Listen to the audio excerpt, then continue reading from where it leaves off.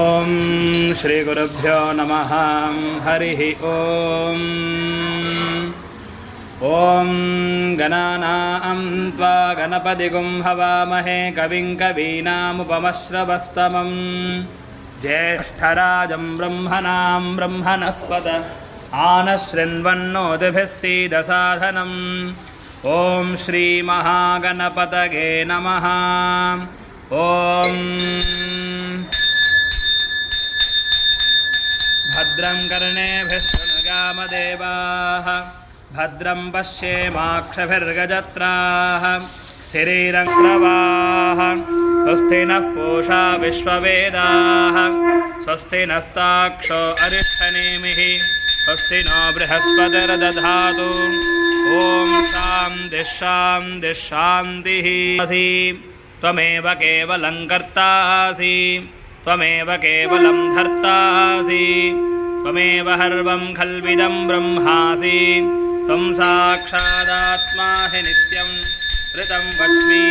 ಸತ್ಯಂ ವಚ್ಮಿ. ಅವತ್ವಂ ಮಾಂ ಅವವಕ್ತಾರಂ ಅವಶ್ರೋತಾರಂ ಅವದಾತಾರಂ ಅವಧಾತಾರಂ ಅವಾನೂಚಾನಮವಶಿಷ್ಯಂ ಅವಪುರಸ್ತಾದ್ ಅವದಕ್ಷಿಣಾತ್ತಾದ್ ಅವಪಶ್ಚಾತ್ತಾದ್ ಅವೋತ್ತರಾತ್ತಾದ್ ಅವಚೋರ್ಧ್ವಾತ್ತಾದ್ ಅವಾಧರಾತ್ತಾದ್. ಸರ್ವತೋ ಮಾಂ ಪಾಹಿ ಪಾಹಿ ಸಮಂತಾದ್. ತ್ವಂ ವಾङ्ಮಯಸ್ತ್ವಂ ಚಿನ್ಮಯಃ ತ್ವಮಾನಂದಮಯಸ್ತ್ವಂ ಬ್ರಹ್ಮಮಯಃ ತ್ವಂ ಸಚ್ಚಿದಾನಂದಾದ್ವಿತೀಯೋऽಸಿ ತ್ವಂ ಪ್ರತ್ಯಕ್ಷಂ ಬ್ರಹ್ಮಾಸಿ ತ್ವಂ ಜ್ಞಾನಮಯೋ ವಿಜ್ಞಾನಮಯೋऽಸಿ. ಸರ್ವಂ ಜಗದಿದಂ ತ್ವತ್ತೋ ಜಾಗತಿ ಸರ್ವಂ ಜಗದಿದಂ ತ್ವತ್ತಃ ಸರ್ವಂ ಜಗದಿದಂ ತ್ವಯಿದಗಮೇಷ್ಯತಿ ಸರ್ವಂ ಜಗದಿದಂ ತ್ವಗಿ ಪ್ರತ್ಯೇತಿ. ತ್ವಂ ಭೂಮಿರಾಪೋ ನಲೋ ನಿಲೋ ನಭಃ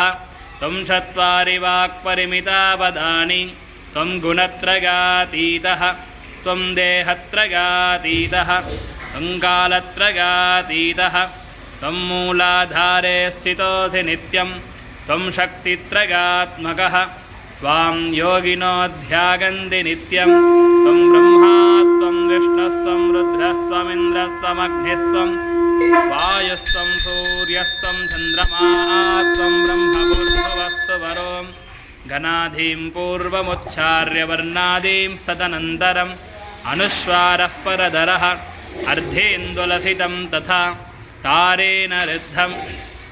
ಏತತ್ತವ ಮನುಸ್ವರೂಪಂ ಗಕಾರಃ ಪೂರ್ವರೂಪಂ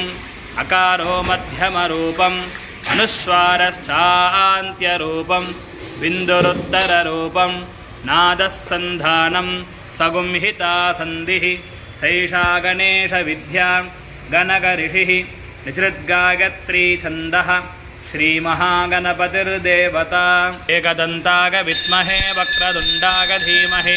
ತನ್ನೋ ದಂತಿಃ ಪ್ರಚೋದಯಾತ್. ಏಕದಂತಂ ಚತುರ್ಹಸ್తం ಪಾಶಮಂಗುಶಧಾರಿಣಂ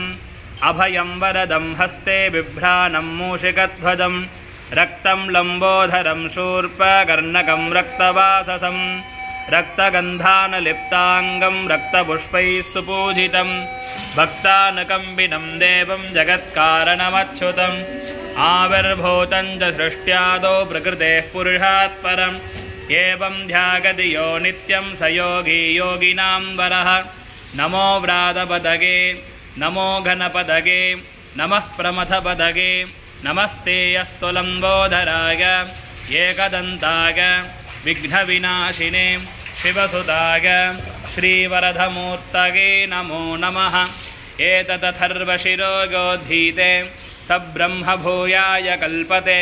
ಸ ಸರ್ವವಿಘ್ನೈರ್ನ ಬಾಧ್ಯತೆ ಸ ಸರ್ವತಃ ಸುಖಮೇಧತೆ ಸ ಪಂಚಮಹಾಪಾದಕೋಪಪಾದಕಾತ್ರಮುಚ್ಯತೆ. ಸಾಗಮಧೀಯಾನೋ ದಿವಸಕೃತಂ ಪಾಪಂ ನಾಶಯತಿ ರಾತರಧೀಯಾನೋ ರಾತ್ರಿಕೃತಂ ಪಾಪಂ ನಾಶಯತಿ. ಸಾಯಂ ಪ್ರಾತಃ ಪ್ರಯುಂಜಾನೋ ಅಪಾಪೋ ಭವತಿ ಧರ್ಮಾರ್ಥಕಾಮಮೋಕ್ಷಂ ಚ ವಿಂದತಿ. ಇದಮಥರ್ವಶೇಷಮಶಿಷ್ಯಾಗನದೇಯಂ ಯೋಗದಿ ಮೋಹಾದ್ದಾಸ್ಯತಿ ಸ ಪಾಪೀಯಾನ್ ಭವತಿ. सहस्रावर्तनाध्यं यं काममधीते तं तमनेन साधयेत् अनेन गणपतिमभिषिञ्चति स वाग्मी भवति स्वर्थ्यामनष्टं जपति स विद्यावान् भवति इत्यथर्वणवाक्यं ब्रह्माद्याचरणं विद्यात् न बिभेति कदाचनेति यो दूर्वाङ्कुरैर्यजति स वैश्रवणोपमो भवति यो लाजैर्यजति स यशोवान् भवति समेधावान् भवति यो मोदकसहस्रेण यजति स वाञ्छितफलमवाप्नोति यस्साज्यः समिद्भिर्यजति स सर्वं लभते स सर्वं लभते अष्टो ब्राह्मणान् सम्यग्राहयित्वा सूर्यवर्चस्वी भवति सूर्यग्रहे महानद्यां प्रतिमासन्निधौ वा जप्त्वा सिद्धमन्त्रो भवति महाविघ्नात् प्रमुच्यते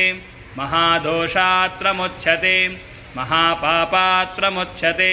स सर्वविद् भवति स सर्वविद् भवति यगेवं वेद इत्युपनिषत्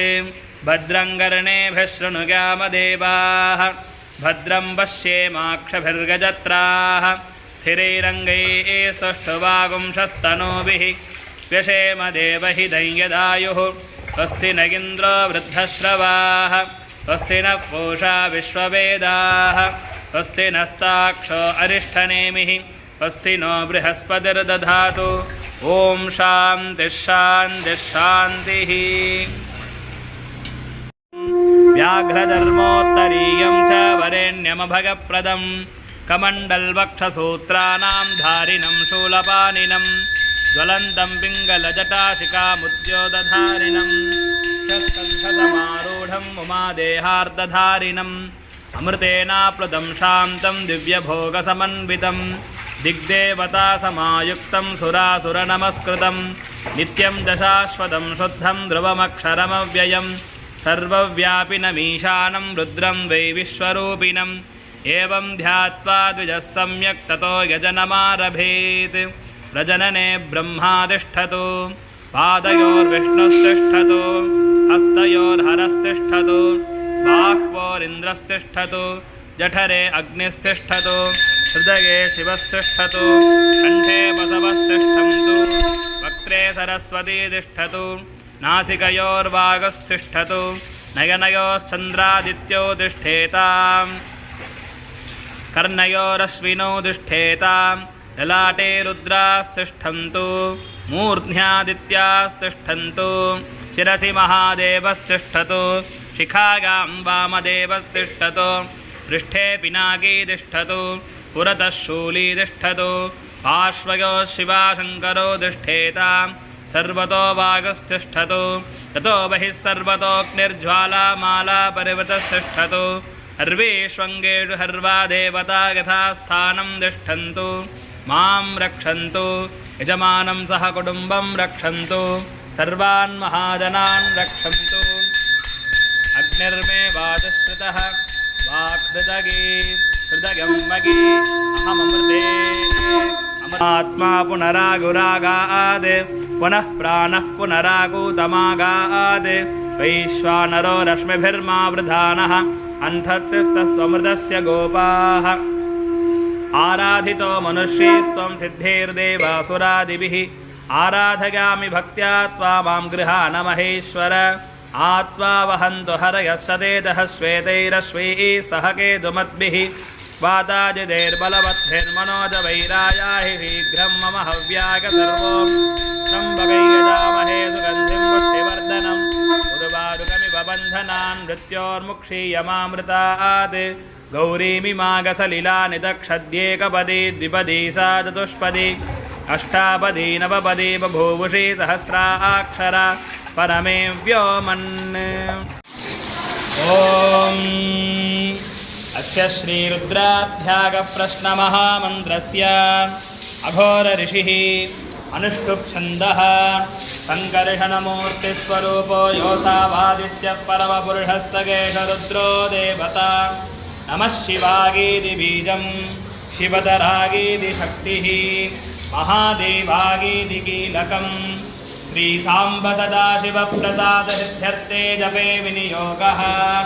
अग्निहोत्रात्मने अङ्गुष्ठाभ्यां नमः दर्शपूर्णमासात्मने दर्जनीभ्यां नमः चातुर्मास्यात्मने मध्यमाभ्यां नमः निरूढवशबन्धात्मने अनामिकाभ्यां नमः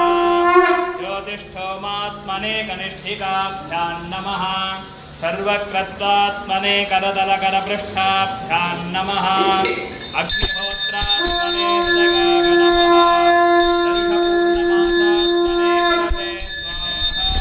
चातुर्मास्यात्मने शिखायै वषटे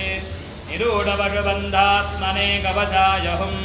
ज्योतिष्ठोमात्मने नेत्रत्रगागवौषटे सर्वक्रत्वात्मने अस्त्राय फटे भूर्भुवस्वरोमिति दिक्बन्धः ध्यानम् आपातालनभस्थलान्तभुवनब्रह्माण्डमाविस्फुरते ज्योतिस्फाटिकलिङ्गमौलिविलसद्पूर्णेन्दुवान्तामृतैः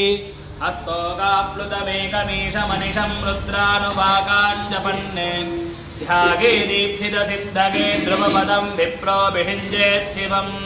ब्रह्माण्डो व्याप्तदेहा वहितहिमरुचा भासमाना भुजङ्गैः कण्ठे कालाः रक्षा रुद्राक्षमाला प्रकटविभवा शाम्भवा मूर्तिभेदाः रुद्रा श्रीरुद्रसूक्तप्रकटविभवा न प्रगच्छन्त सौख्यम् ॐ सञ्च मे मगश्च मे प्रियञ्च मे नु कामश्च मे कामश्च मे सौमनसश्च मे भद्रञ्च मे श्रेयश्च मे वस्यश्च मे गशश्च मे भगश्च मे द्रविणञ्च मे यन्ताद मे धत्ताद मे क्षेमश्च मे हृदश्च मे विश्वं च मे महश्च मे संविच्च मे लगश्च मरुदञ्च मे मृतञ्च मे यक्ष्मञ्च मे नामयच्च मे जीवादुश्च मे दीर्घायुक्तञ्च मे न मित्रञ्च मे भगञ्च मे सुगञ्च मे शगनञ्च मे सोषा च मे सुधिनञ्च मे ॐ शान्तिः शान्तिः शान्तिः ॐ नमो भगवते रुद्राय नमस्ते रुद्रमन्यव उतोदगिषवे नमः नमस्ते अस्तु धन्वने बाहुभ्यामुदते नमः या दगिषः शिवतमा शिवं बभूवते धनुः शिवाहरव्यागातवदगानो रुद्रमृडग या ते रुद्रशिवा तनो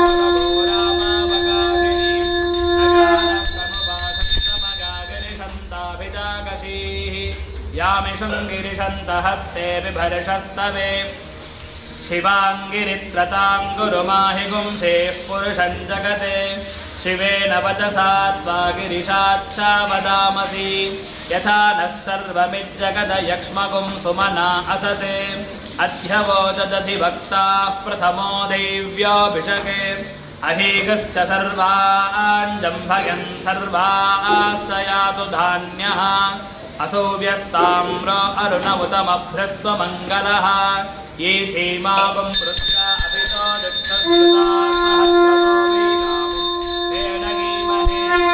असौव्यावसर्पदि नीलग्रीवो विलोहितः उतैनं गोपा अदृहन्नदृहन्नुतहार्यः उदैनं विश्वाभूतानि सदृष्टो मृडगादिनः नमो अस्तु नीलग्रीवाय सहस्राक्षागमीदुषे अथोगे अस्य सत्त्वानो हन्तेभ्यो करन्नमः प्रमुञ्चधन्वनस्त्वमुभयोरार्नियोज्य याश्च देहस्तकिशवः पराता भगवो वप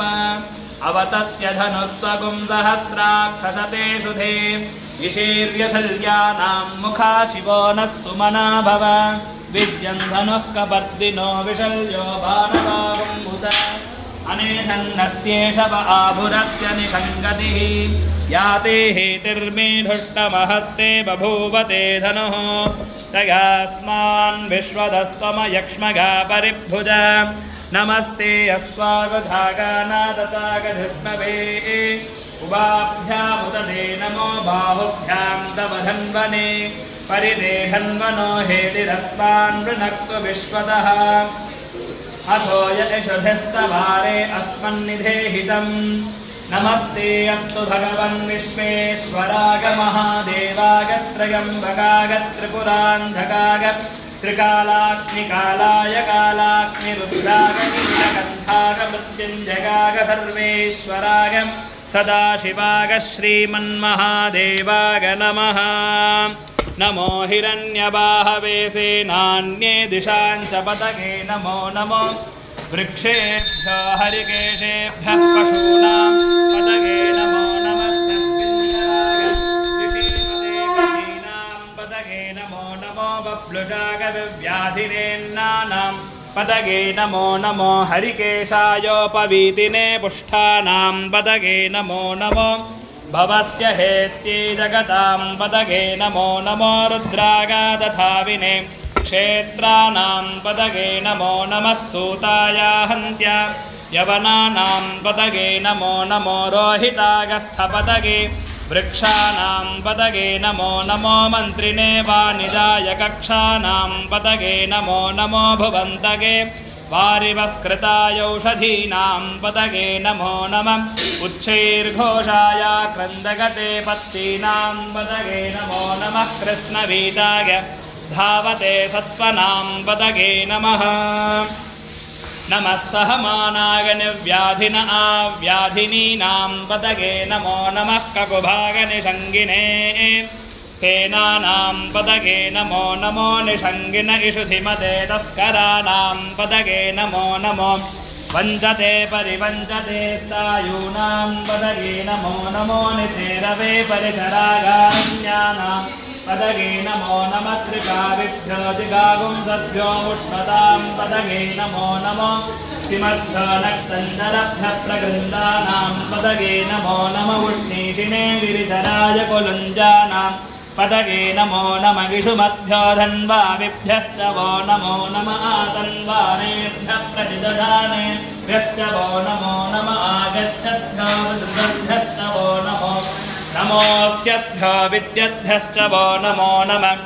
आसीनेभ्यः शयानेभ्यश्च वो नमो नमः स्वपद्भ्यो जाग्रद्भ्यश्च वो नमो नमः तिष्ठद्भ्यो धावद्भ्यश्च वो नमो नमः सभाभ्यः सभापतिभ्यश्च वो नमो नमो अश्वेभ्यो अश्वपतिभ्यश्च वो नमः नमः व्याधिनीभ्यो विविध्यन्तेभ्यश्च वो नमो नमः उगनाभ्यस्त्रिगुंहतीभ्यश्च वो नमो नमो वृत्सेभ्यो वृत्सपतिभ्यश्च वो नमो नमो व्रातेभ्यो व्रातपतिभ्यश्च वो नमो नमो गणेभ्यो गणपतिभ्यश्च वो नमो नमो विरूपेभ्यो विश्वरूपेभ्यश्च वो नमो नमो महद्भ्यः क्षुल्लकेभ्यश्च वो नमो नमो रथिभ्यो रथेभ्यश्च वो नमो नमो रथेभ्यो रथपतिभ्यश्च वो नमो नमः सेनाभ्यः सेनानिभ्यश्च वो नमो नमः क्षत्रुभ्यः सङ्ग्रहीतृभ्यश्च वो नमो नमस्तक्षद्भ्यो रथकारेभ्यश्च वो नमो नमः कुलालेभ्यः कर्मारेभ्यश्च वो नमो नमः पुञ्जिष्ठेभ्यो निषादेभ्यश्च वो नमो नमः इषकृद्भ्यो धन्वकृद्भ्यश्च वो नमो नमो मृगगद्भ्यः स्वनिभ्यश्च वो नमो नमः स्वभ्यः स्वपतिभ्यश्च वो नमः नमो भवागज रुद्रागज नमः शर्वागज पशुपतगे च नमो नीलग्रीवागज शितिकण्ठागज नमः कपर्धिने संयुक्तकेशागज नमः सहस्राक्षागज शतधन्वने च नमो गिरिशागज जगदृष्टागज नमो मेढुष्टमागचे सुमते च नमो ह्रस्वागज वामनागज नमो बृहते च वर्षीयसे च नमो वृद्धागज संवृद्धने च नमो अग्र्यागज प्रथमागज नमः आशवे चाधिरागज नमः शीघ्र्यागज शीभ्यागज नमः ऊर्म्यागजावस्वन्यागज नमः स्रोतस्यागज द्वीप्यागज नमो ज्येष्ठागज कनिष्ठागज नमः पूर्वजागज परजागज नमो मध्यमागजापगल्भागज नमो जघन्यागज बुद्धियागज नमः सोऽभ्यागज प्रतिसर्गागज नमो याम्यागज क्षेम्यागज नम उर्वर्यागज खल्यागज नमः श्लोक्यागजावसान्यागज नमो वन्यागज कक्ष्यागज नमः श्रवागज प्रतिश्रवागज नमः आशुषेनागचासुरथागच नमः शूरागचावभिन्दते च नमो वर्मिने च वरूथिने च नमो बिल्बिने च कवचिने च नमः श्रुतागच श्रुतसेनागच नमो दन्तोभ्यागचाहनन्यागच नमो धृष्णवे च प्रभृशागच नमो दूतागच प्रहितागच नमो निषङ्गिने चेषु धीमते च नमस्तीक्ष्णेशवे चागिने च नमः स्वागुधागच सुधन्वने च नमः श्रुत्यागच पथ्यागच नमः काट्यागच नीप्यागच नमः सूत्यागच सरस्यागच नमो नाद्यागच वैशन्तागच नमः कूप्यागच वट्यागच नमो वर्ष्यागच वर्ष्यागच नमो मेघ्यागच विद्युत्यागच नम ईध्रियागच दप्यागच नमो वात्यागच रेश्म्यागच नमो वास्तव्यागच वास्तुपागच नमः सोमागच रुद्रागच नमस्ताम्रागच अरुणागच नमः शङ्गागच पशुपतये च नम उग्रागच भीमागच नमो अग्रे वधागच दूरे वधागच नमो हन्त्रे च हनीयसे च नमो वृक्षेभ्यो हरिकेशेभ्यो नमस्ताराग नमः शम्भवे च मयो भवे च नमः शङ्करागच मयस्करागच नमः शिवागच शिवतरागच नमस्तीर्थ्यागच कूल्यागच नमः पार्यागच वार्यागच नमः प्रतरनागचोत्तरनागच नम आतार्यागच लाभ्यागच नमः शश्व्यागच हेन्यागच नमः सिकत्यागच प्रवाह्यागच नम गिरण्यागच प्रपथ्यागच नमः किगुंशिलागच क्षयनागच नमः कपर्दिने च पुलस्तगे च नमो गोष्ठ्यागच गृह्यागच नमस्तल्प्यागच गेह्यागच नमः काट्यागच गह्वरेष्ठागच नमो हृदय्यागच निवेश्यागच नमः पागुंसव्यागच रजस्यागच नमः शुष्क्यागच हरित्यागच नमो लोप्यागच लप्यागच नम ऊर्व्यागच सूर्म्यागच नमः पर्ण्यागच पर्णसद्यागच नमोपगुरमानागच भिक्नते च नम आक्षिदते च प्रक्षिदते च नमो वह्किरिकेभ्यो देवानागुं हृदगेभ्यो नमो विक्षीणकेभ्यो नमो विचिन्वत्केभ्यो नम आनर्हतेभ्यो नम आमीवत्केभ्यः द्रापे अन्धसस्पते दरिद्रन्नीललोहित येषां पुरुषाणामेषां पशूनां माभेर्मा रोमो येषां किञ्चनाममते याते रुद्रशिवा तनो शिवा विश्वाह भेषजी शिवा रुद्रस्य भेषजी तगानो मृडजीवसे इमागुं रुद्रागतवसे कपर्दिने क्षगद्वीराय प्रभरामहे मतिम् यथा नः समशद्विपदे चतुष्पदे विश्वं पुष्टं ग्रामे अस्मिन्ननातुरम् मृडानो रुद्रो तनो मगस्कृति क्षगद्वीराग नमसा विधेमते यच्छञ्जगोश्च मनुरागते पिता तदस्यामतव रुद्रप्रणीतौ मानो महान्दमुदमानो अर्भगं मानवुक्षन्दमुदमान उक्षितम् मानो वदे पितरं मोदमादरं प्रियामानस्तनुवो रुद्ररीरिषः मानस्तोके तनये मान आगुषिमानो घोषुमानो अश्वेषुरीरिषः वीरान्मानो रुद्रभामितो वधीर्हविष्मन्तो नमसा विधेमते आरात्ते गोग्धभूतपूरुषघ्ने क्षगद्वीरागसन्नमस्मेते अस्तु रक्षाजनो अधिजदेव ब्रूह्यदा जनः शर्म गच्छद्विबर्हाः स्तुहि श्रुतङ्गर्तसदंयुवानं मृगन्न भीममुपहत्नुमुग्रम् मृडाचरित्रे रुद्रस्तवानो अन्यन्ते अस्मन्निव बन्धुसेनाः परिणो रुद्रस्य हेतुर्वनन्तु परिश्रेणस्य दुर्मतिरघारो अवस्थिरा भगवद्भ्यस्तनुष्वमेद्धस्तोगागतनगाय मृडगा मीढुष्टमधिमनमशिवानः सुमना भव परमे वृक्ष आयुधन्निधाय कृत्यं वसान आचरपिनाकं बिभ्रतागहि विकिरितविलोहित नमस्ते अस्तु भगवः यास्ते सहस्रगुं हेतयोऽन्यमस्मन्निव बन्धुताः सहस्राणि सहस्रदा बाहुवोस्तव हेतगः तासामीशानो भगवः पराचीनामुखाकृति सहस्राणि सहस्रशोगे रुद्रा अतिभूम्या येषाकुं सहस्रयोजने बधन्वानि जन्मसि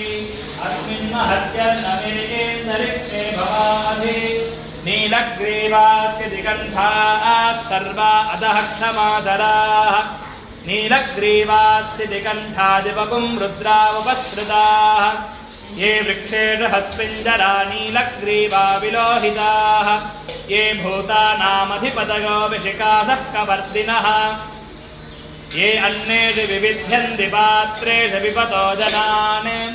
ये पथाम्बतिरक्षय ऐलभृता गव्युतः ये तीर्थानि प्रचरन्ति श्रिकावन्तो निषङ्गिनः य गीतावन्दश्च भूयागुन्दश्च दिशो रुद्राविदस्थिरे देशागुं सहस्रयोजने बधन्वानि जन्मसि नमो रुद्रेभ्यो गे पृथिव्यायेऽन्तरिक्षे गे दिवि येषामन्नं वातो वर्षमिषवस्तेभ्यो दश प्राचीर्दश दक्षिणा दश प्रतीचीर्दशोदीचीर्दशो ध्वास्तेभ्यो नमस्ते नो मृडगन्तु ते गन्धुष्मो यश्च नोद्वेष्टितं भोजम्बे ददामि त्र्यम्बकं यजामहे सुगन्धिं पुष्टिवर्धनम् उर्वारुकमिव बन्धनान् मृत्योर्मुक्षीयमामृतात् यो रुद्रो अग्नव्यो अप्सु यवोषधीशिको रुद्रो विश्वा भुवना विवेश तस्मै रुद्राय नमो अस्तु तमुष्टिः यस्विषस्सु धन्वागो विश्वस्य क्षगतिभेषजस्य यक्ष्वामहे सौ मनसागरुद्रन्नमोभिर्देवमसुरन्दुवस्य अयं मे हस्तो भगवानगं मे भगवत्तरः अयं मे विश्वभेषजो यगुं शिवाभिमर्शनः सहस्रमगदं मृत्योमर्त्याय हन्तमे तान् यज्ञस्य मागगा सर्वानवगजामहे मृत्यवे स्वाहा मृत्यवे स्वाहा ॐ नमो भगवते रुद्राय विष्णवे मृत्युर्मे पाहि प्राणानां ग्रन्थिरसि रुद्रो मा विशान्तकः तेनान्येनाप्यायस्व नमो रुद्राय विष्णवे मृत्युर्मे पाहि ॐ शान्तिः शान्तिः शान्तिः अग्ना विष्णो गजोषसे मा वर्धन्तु वाङ्गिरः जुम्नेर्वाजेभिरागतम् वाजश्च मे प्रहवश्च मे प्रगतिश्च मे प्रसिद्धिश्च मे भीतिश्च मे क्रतुश्च मे त्वरश्च मे श्लोकश्च मे श्रावश्च मे श्रुतिश्च मे ज्योतिश्च मे शुभश्च मे प्राणश्च मे पानश्च मे व्यानश्च मे सुश्च मे चित्तञ्च मे आधीतञ्च मे वाक्च मे मनश्च मे चक्षुश्च मे श्रोत्रञ्च मे दक्षश्च मे बलञ्च मवोजश्च मे सहश्च म आयुश्च मे जरा च मे आत्मा च मे तनूश्च मे सर्व च मे कर्म च मे कानि च मे स्थानि च मे परोगुंसि च मे शरीराणि च मे ज्येष्ठं च महाधिपत्यं च मे मन्युश्च मे भामश्च मे मश्च मे म्भश्च मे जेमा च मे महिमा च मे वरिमा च मे प्रतिमा च मे पुष्मा च मे राघुया च मे वृद्धं च मे वृद्धिश्च मे सत्यं च मे श्रद्धा च मे जगच्छ मे धनं च मे वसश्च मे कृषिश्च मे क्रीडा च मे मोदश्च मे जातं च मे जनिष्यमानं च मे सूक्तं च मे सुकृतं च मे वित्तं च मे वेद्यं च मे भूतं च मे भविष्यच्च मे सुखं च मे सुपथं च मरुद्धं च मरुद्धिश्च मे क्लिप्तं च मे क्लिप्तिश्च मे मतिश्च मे सुमतिश्च मे शञ्च मे मगश्च मे प्रियं च मे नुकामश्च मे कामश्च मे सौमनसश्च मे भद्रं च मे श्रेयश्च मे वस्यश्च मे यशश्च मे भगश्च मे द्रविणं च मे यन्ता च मे धर्ता च मे क्षेमश्च मे धृतिश्च मे विश्वं च मे महश्च मे संविच्च मे ज्ञात्रं च मे सूश्च मे प्रसूश्च मे सीरं च मे लगश्च मरुदं च मे मृतं च मे यक्ष्मं च मे नामगच्छ मे जीवातुश्च मे दीर्घायुक्तं च मे नमित्रं च मे भगं च मे सुगं च मे शगनं च मे सूषा च मे सुधिनं च मे ऊर्च मे सूनृता च मे पयश्च मे रसश्च मे घृतं च मे मधु च मे सग्धिश्च मे सपीतिश्च मे गृहिश्च मे वृष्टिश्च मे जैत्रं च मे औद्भिद्यं च मे रगिश्च मे रागश्च मे पुष्टं च मे पुष्टिश्च मे विभुज मे प्रभुज मे बहुज मे भूयश्च मे पूर्णं च मे पूर्णतरं च मे क्षितिश्च मे कूयवाश्च मे नञ्च मे क्षुच्च मे व्रीहगश्च मे गवाश्च मे माशाश्च मे तिलाश्च मे मुद्गाश्च मे खल्वाश्च मे गोधूमाश्च मे वसुराश्च मे प्रियङ्गवश्च मे नभश्च मे श्यामागाश्च मे नीवाराश्च मे अश्माज मे मृत्तिकाज मे गिरगश्च मे पर्वताश्च मे सिकताश्च मे वनस्पतयश्च मे हिरण्यञ्च मे गश्च मे सीसञ्च मे द्रपुश्च मे श्यामञ्च मे लोहञ्च मे अग्निश्च म आपश्च मे विरुधश्च मे ओषधयश्च मे गृष्टवच्चञ्च मे गृष्टवच्चञ्च मे ग्राम्याश्च मे पशव आरण्याश्च यज्ञेन कल्पन्तां वित्तञ्च मे वित्तिश्च मे भूतञ्च मे भूतिश्च मे वसुच मे वहतिश्च मे कर्म च मे शक्तिश्च मेऽर्थश्च मगेमश्च मगितिश्च मे गतिश्च मे अग्निश्च म इन्द्रश्च मे सोमश्च म इन्द्रश्च मे सविता च म इन्द्रश्च मे सरस्वती च म इन्द्रश्च मे पूषा च म इन्द्रश्च मे बृहस्पतिश्च म इन्द्रश्च मे मित्रश्च म इन्द्रश्च मे वरुणश्च म इन्द्रश्च मे त्वष्टा च म इन्द्रश्च मे धाता च म इन्द्रश्च मे विष्णुश्च म इन्द्रश्च मे अश्विनौ च म इन्द्रश्च मे मरुतश्च म इन्द्रश्च मे विश्वे च मे देवा इन्द्रश्च मे पृथिवी च म इन्द्रश्च मे अन्तरिक्षं च म इन्द्रश्च मे द्यौश्च म इन्द्रश्च मे दिशश्च म इन्द्रश्च मे मूर्धा च म इन्द्रश्च मे प्रजापतिश्च म इन्द्रश्च मे अगुंसुश्च मे रश्मिश्च मे धाभ्यश्च मेऽधिपतिश्च मोपागुंसुश्च मेऽन्तर्यामश्च म ऐन्द्रवागवश्च मे मैत्रावरुणश्च म आश्विनश्च मे प्रतिप्रस्थानश्च मे शुक्रश्च मे मन्थी च म आग्रगणश्च मे वैश्वदेवश्च मे ध्रुवश्च मे वैश्वानरश्च मरुदग्रहाश्च मे दिग्राह्याश्च म ऐन्द्राग्न्यश्च मे वैश्वदेवश्च मे मरुत्वतीयाश्च मे माहेन्द्रश्च म आदित्यश्च मे सावित्रश्च मे सारस्वतश्च मे पौष्णश्च मे पात्नीवतश्च मे हार्योजनश्च मे इद्मश्च मे बर्हिश्च मे वेधिश्च मे धिष्णियाश्च मे सुतश्च मे जमथाश्च मे ग्रावानश्च मे स्वरवश्च मुपरवाश्च मे धिषवने च मे द्रोणकलशश्च मे वागव्यान च मे पूतभृश्च मे आधवनीयश्च म आग्नेयेन्द्रं च मे हविर्धानं च मे गृहाश्च मे ततश्च मे पुरोडाशाश्च मे पजदाश्च मे बभृतश्च मे स्वगाकारश्च मे अग्निश्च मे घर्मश्च मेऽर्थश्च मे सूर्यश्च मे प्राणश्च मे श्वमेधश्च मे पृथिवी च मे दितिश्च मे द्यौश्च मे शक्परीरङ्गुलगोदिशश्च मे यज्ञेन कल्पन्तां वृक्ष मे सामज मे स्तोमश्च मे यजुश्च मे दीक्षा च मे तपश्च मरुतश्च मे व्रतं च मे होरात्रयो वृष्ट्या बृहद्रथन्तरे च मे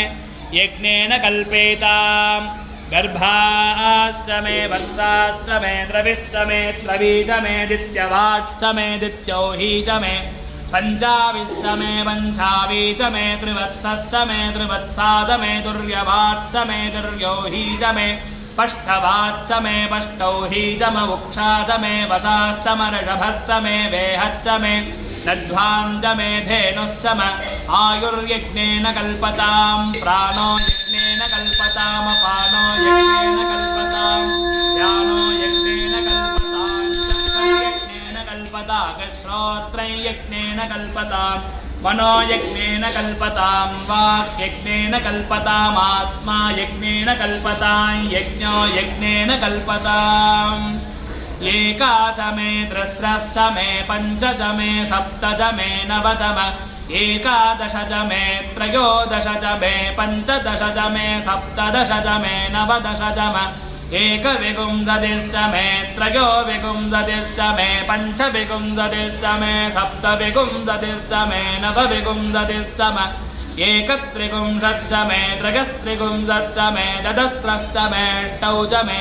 द्वादश च मे षोडश च मे विगुंसतिश्च मे चतुर्विगुंसतिश्च मे अष्टाविगुंसतिश्च मे द्वात्रिगुंसश्च मे षट्त्रिगुंसश्च मे चत्वारिगुंसश्च मे चतुश्चत्वारिगुंसश्च मे अष्टाचत्वारिगुंसश्च मे द्वादश्च प्रहवश्च पिजश्च क्रतुश्च शुभश्च मूर्धा च व्यष्णयश्चान्त्यागनश्चान्त्यश्च भुवनश्च भुवनश्चाधिपतिश्च इडा देवहो मनोर्यज्ञने बृहस्पतिरुक्था मदानि सगुंसि षद्विश्वे देवा सोक्तवाच पृथिवीमा धर्मा माहि गुंसेर्मधुमनिष्ये मधुजनिष्ये मधुवक्ष्यामि मधुवदिष्यामि मधुवतीन् देवेभ्यो वाचमुद्यासगुंसुश्रोहेण्याम् मनुष्येभ्यस्तन्मा देवा अवन्तु शोभागी पितरोऽनुमदन्तु ॐ शान्तिः शान्तिः शान्तिः ॐ सहस्रशीर्षा पुरुषः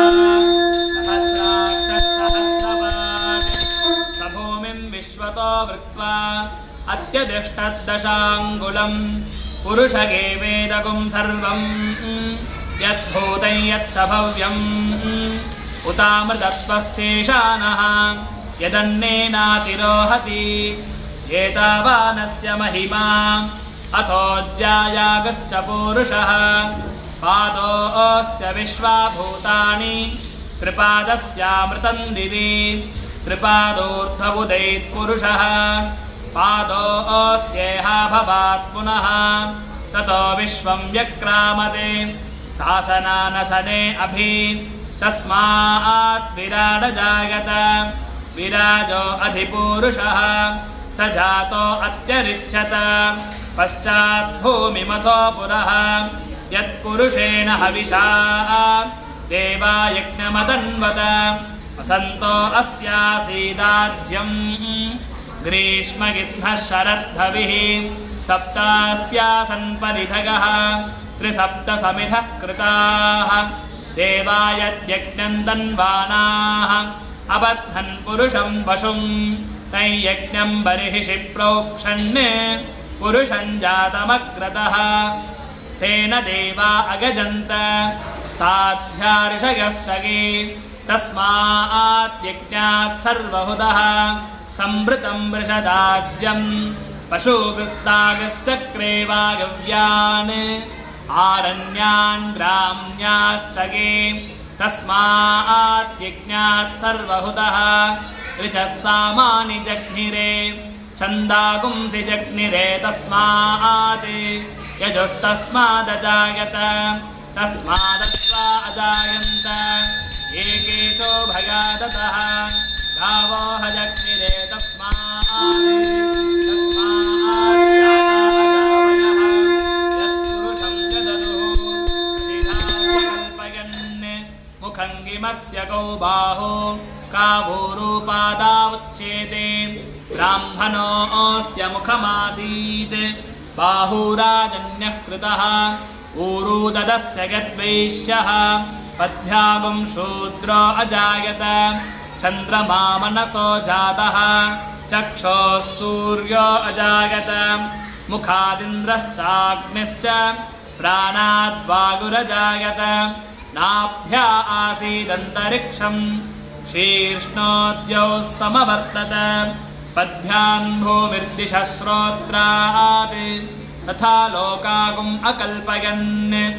वेदाहमेतं पुरुषं महान्तम् आदित्यवर्णं तमसस्तु पारे सर्वाणि रूपाणि विचित्य धीरः नामानि कृत्वाभिवदन् यदास्ते धाता पुरस्ताद्यमुदा जहार शक्रः प्रविद्वान् प्रतिशश्चतस्रः तमेवं विद्वानमृत इह भवति नान्यः पन्था अयनाय विद्यते यज्ञेन यज्ञमयजन्त देवाः तानि धर्माणि प्रथमान्यासन् ते हनाकं महिमानस्य चन्दे यत्र पूर्वे साध्याः सन्ति देवाः अभ्यः सम्भूतपृथिवीरसाच्च विश्वकर्मणः समवर्तताधि तस्य त्वष्टा विदतद्रूपमेति तत्पुरुषस्य विश्वमाजानमग्रे वेदाहमेदं पुरुषं महान्तम् आदित्यवर्णं तमसः परस्तात् तमेवं विद्वान्नमृत इह भवति नान्यः पन्था विद्यते गणाय प्रजापतिश्चरति गर्भे अन्तः अजागमानो बहुधा विजायते तस्य धीराः परिजानन्ति योनिं मरीचीनां पदमिच्छन्ति वेधसः यो देवेभ्य आतपति यो देवानां पुरोहितः पूर्वो यो देवेभ्यो जातः नमो ऋचाग ब्राह्मगे ऋचं ब्राह्मं जनयन्तः देवा अग्रे तदब्रुवन् यस्त्वैवं ब्राह्मणो विद्यात् तस्य देवा असन्वसे ह्रीश्च ते लक्ष्मीश्च पत्न्यो अहोरात्रे पार्श्वे नक्षत्राणि रूपम् अश्विनौ व्याप्तम् इष्टं मनिषान अमुं मनिषान सर्वं मनिषान सहस्रशीर्षं देवं विश्वाक्षं विश्वशम्भुवं विश्वं नारायणं देवमक्षरं परमं पदम् ॐ देवस्य स्वाहा विरुद्धसवे अश्विनोर्बाहुभ्याम् पूष्णो हस्ताभ्याम् अश्विनोर्धैषत्येन तेजसे ब्रह्मवर्चसा गाभिषिञ्जामि देवस्य स्वासविदुः प्रसवे अश्विनोर्बाहुभ्याम् पूष्णो हस्ताभ्याम् सरस्वत्येभेषत्येन वीर्यायान्नाद्यागाभिषिञ्जामि देवस्य स्वासविदुः प्रसवे अश्विनोर्बाहुभ्याम् पूष्णो हस्ताभ्याम् इन्द्रस्येन्द्रियेण श्रियशसे बलागाभिषिञ्जामि देवस्य स्वासविदुः प्रसवे अश्विनोर्बाहुभ्याम् पूष्णो हस्ताभ्यागुं सरस्वती वाचो यन्तुर्यन्त्रेणाग्ने स्वा साम्राज्येनाभिषिञ्जामि इन्द्रस्य स्वा साम्राज्येनाभिषिञ्जामि बृहस्पते स्वा साम्राज्येनाभिषिञ्जामि आयुराशास्ते सुप्रजात्वमाशास्ते जातवनश्यामाशास्ते उत्तरान्दे भगज्यामाशास्ते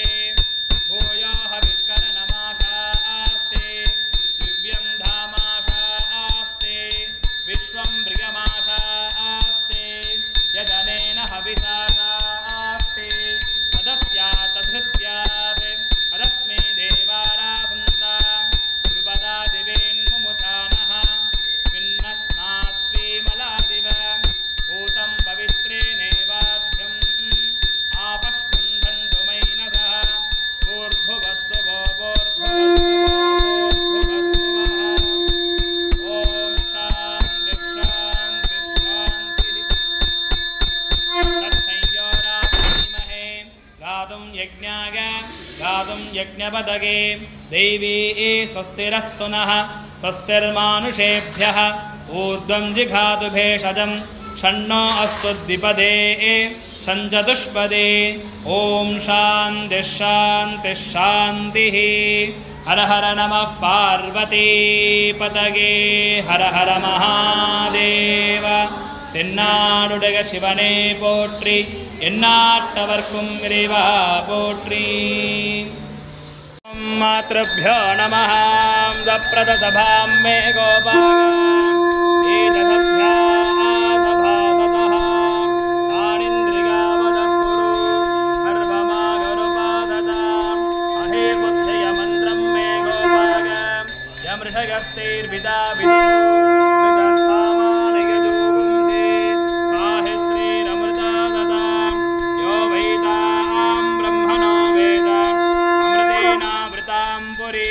तस्मै ब्रह्मज ब्रह्माज आयुः कीर्तिं प्रजां ददुः धूपदीपं दर्शयामि